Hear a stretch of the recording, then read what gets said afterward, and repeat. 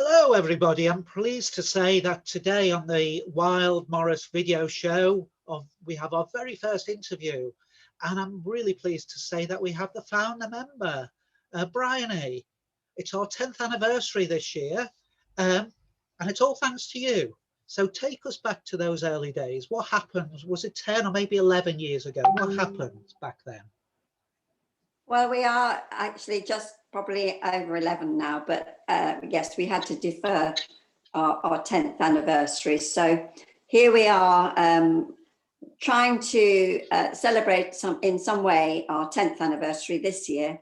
But yes, way back in the first months of Wyld Morris, the whole side just evolved slowly, because we didn't really have a very clear vision of where it would take us. Well, we didn't at all, actually. Well, I didn't have a very clear vision. I was trying to just teach a few people to Morris dance. And once those first few people came along, we sort of just went from one week to the next. But we did stick with the same dance for months and months and months. And that was the Bow of London City. And the first public performance was when? The first public performance was on May the 1st, I'm almost sure, which it would have been 2011. So 10 years. So we'd actually started last autumn, as it were. But actually, yes, the first performance outside the Bridport Arts Centre was on May Day. None of this getting up at dawn that day. We danced at 6 o'clock in the evening. I think we had some introduction to somebody working at the Arts Centre at the time, and we were given permission to dance.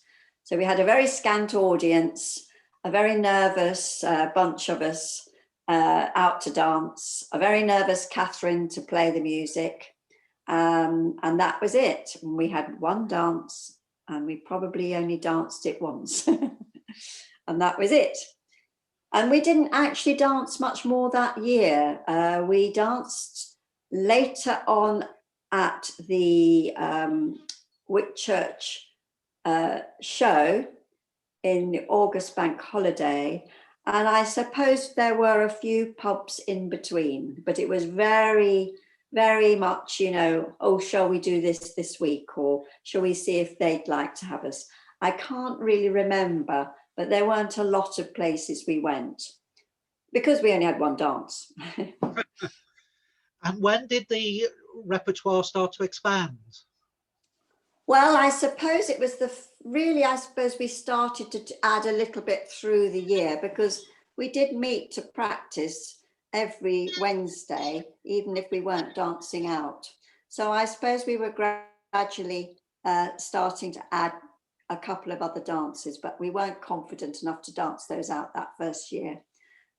Webberley Jig would have been one of the very first, and Highland Mary. I don't know what made me go for Highland Mary. It's a terribly difficult dance, really, for new people, but I loved it. And that actually captured the imagination of quite a few people. Most people really enjoyed it.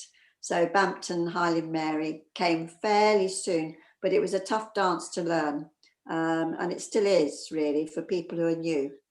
And none of the dancers were new. I mean, none of the dancers, apart from myself, had danced before. So, we were all new together, other than me.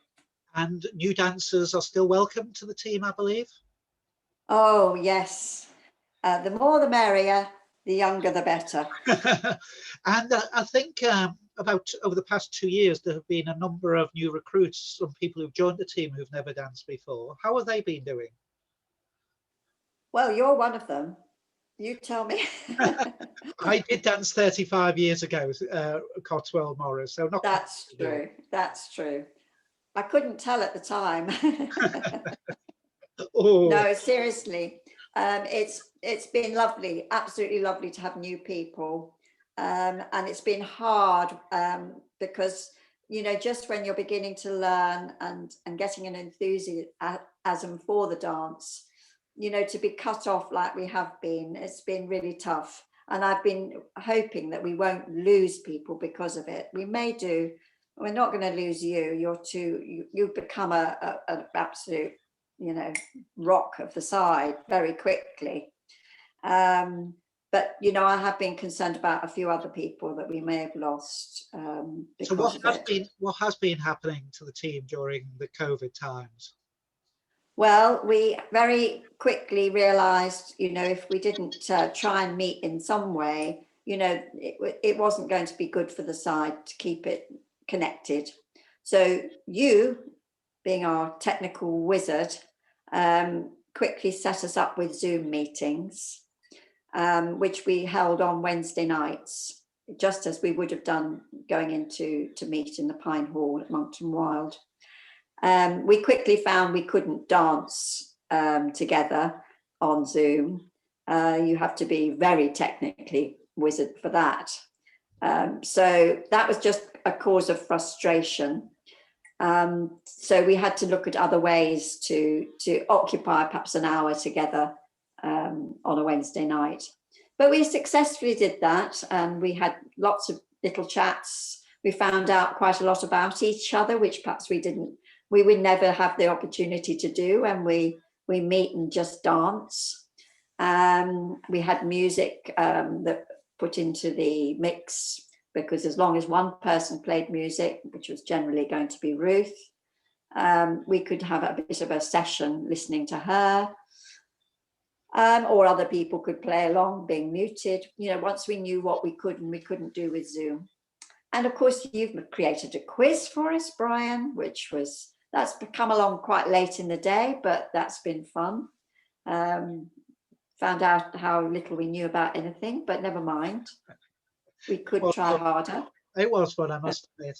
And so the rest of the year, the rest of our 10th anniversary year, what do you think is going to happen?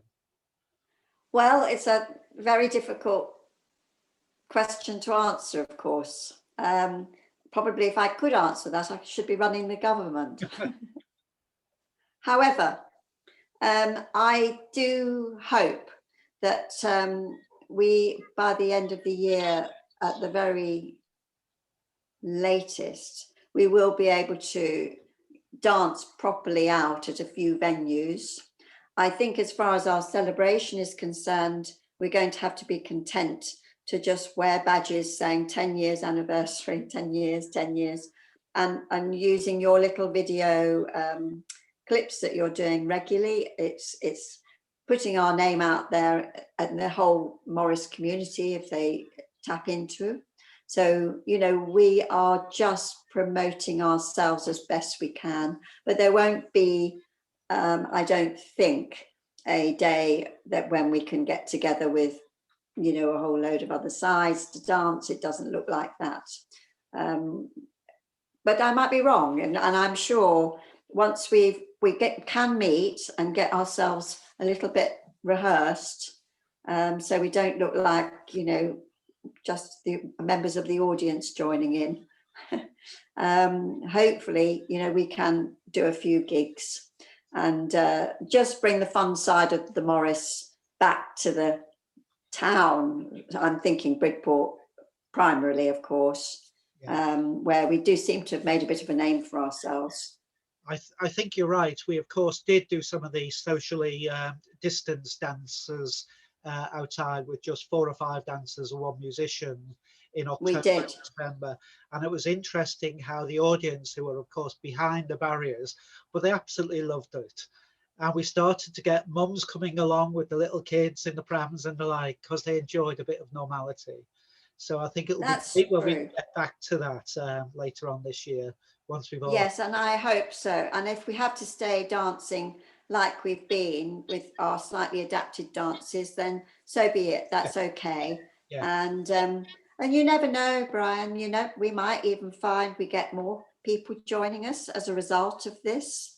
Who knows? People are going to be so keen to do something anything, even Morris dance. Absolutely, I completely agree with you on that. And so one of the things we will be doing is continuing these video shows. So many thanks, Briony, for launching the first of the interviews on this show.